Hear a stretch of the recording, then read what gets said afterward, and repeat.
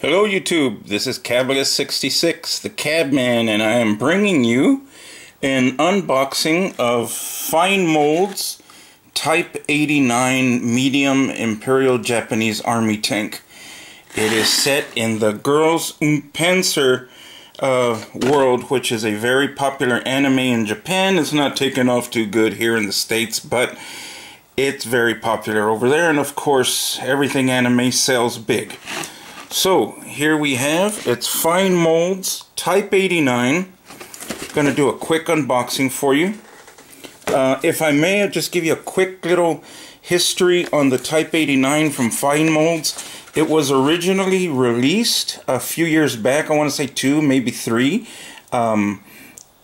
as part of Armor Modeling Magazine, which is a Japanese-only armor magazine. And in 3 issues, they separated the tank into 3 different sets of parts, and in 3 monthly issues issued the Type 89. This one is slightly different from the one that they issued originally. I believe the turret is different, and if I'm not mistaken, it had a different sized gun. It's possible I may be wrong. But anyway, let's get to the good stuff. And here we have a nice little sheet, which, let me see if I can get some good focus on there, shows the girls from Girls und Panzer, and it's like a little sales sheet for the other versions that they have coming out. That's a Panzer IV Aus D with their set of girls, and here we have a Panzer 38, which was Czechoslovakian built, but recovered, stolen by the Nazis and put into German service. And here we have the Stug 3 Aus F, and as you can tell, they all have their little group of anime girls. My favorites are these right here. I just like that little girl with that German cap on.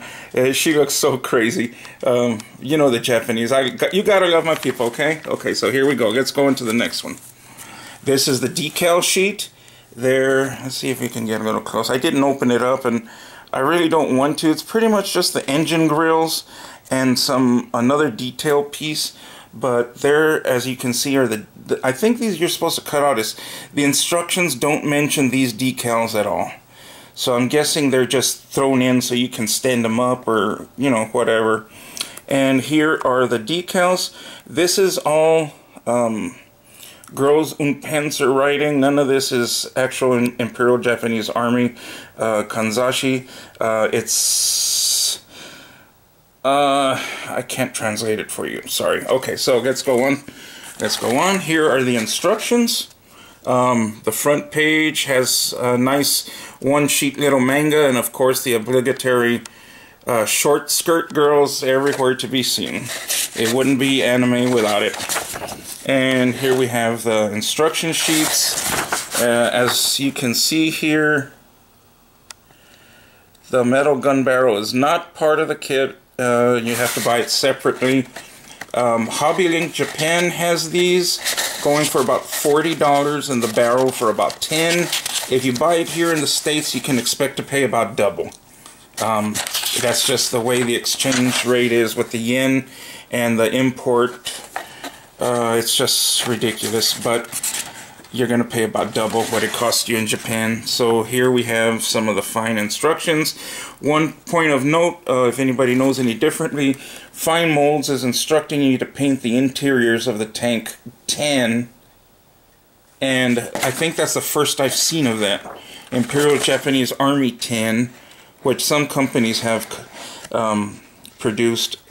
I think going through the instruction sheets, the most complex part of the build is going to be this suspension. And as you can see, it's semi-complex, but it's the most complex part of this build. There are 25 steps in all, and there is the main color scheme, which calls for olive drab number 2, 38 in the Mr. Color series, which is Gunzei Sangyo. And let's see if I'll get you some focus there. There we go. As you can see, it's pretty nice, pretty detailed, and that is the practice game version, and you also have the game version, which is nowhere near as decaled, and you also have the vehicles discovery version, which I guess if I watched the anime I would know what they're talking about. And here's your color list chart. It lists, let's see, Gunze. That's about it. I see Tamiya. You have Gunze, the lacquer, the acrylic, and Tamiya colors in the list. Other than that, I don't see anything else. And you have the numbers there and English colors for them. And that's the instructions. And let's move on. I took the liberty of opening these and examining the parts. Fine Molds, if none of y'all know, is an excellent company in Japan. They're smaller than the larger companies, but they have put out fantastic kits. Here's the sprue with the turret. As you guys can see, it's sprue F. So that encompasses the turret. The rivet details are out of this freaking world. The actual Type 89 was covered in rivets from head to toe.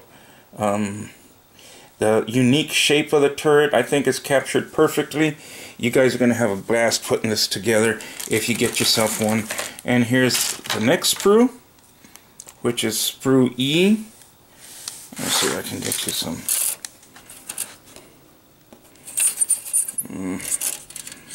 Ill-prepared, I see again. Just a quick glance at the parts. Hopefully you guys can get a good view on there. Look at those, the detail on this. These guys rival Tamiya. I mean, I'm telling you, Tamiya boxes some of their kits under the Tamiya brand, which is pretty cool. I mean, that would be a great honor, I think, having your models boxed by Mr. Tamiya. And here is sprue D. Let's see if I can get... It looks like there's...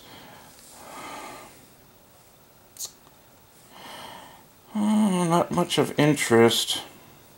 Some pioneering tools. There's the grate for the back. Let's go to the next one.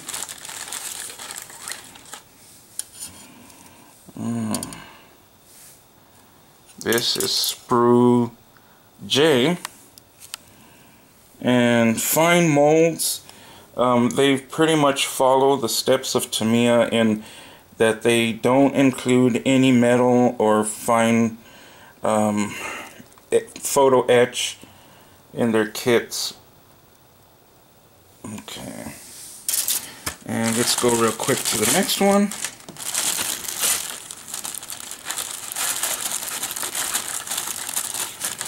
If I can get them out. That's what she said. Okay, there's the bottom of the hull. Lots of great parts, lots of great pieces. Let's do this one.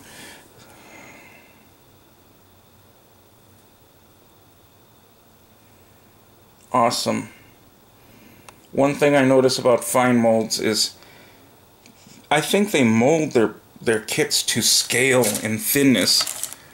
I mean, it's just, if you ever built a Fine Molds kit, you'll see what I mean by how thin they are. The parts, they're just super thin. And these two are the same, so I'm just going to show one. It's the road wheels, the sprockets, some of the suspension, and there you have that. Let me get these out of the way. And last but not least are the tracks. Let's see if I can get you guys a good look at those. Those are pretty good on this side, but you turn them over and they're almost flat. Which I'm wondering if that's really how they were, because they are really flat. But the details there, they're rubber tank treads, vinyl, gluable of course. And there you have it. That is everything that is in the box. Gonna make for a really good build, I think. I can't wait to get cracking on this one myself. Guys, leave me a comment if you've built one of these, if you're interested in it. Whatever you want to comment about, I'm happy to hear it. Also, I will be proceeding with a couple of other unboxings. I got some great fine mold stuff, and I think this Type 89 is first on my list. So I want to say, hope you all had a happy Thanksgiving. If you celebrated, if not, I hope you passed a relaxing, peaceful day.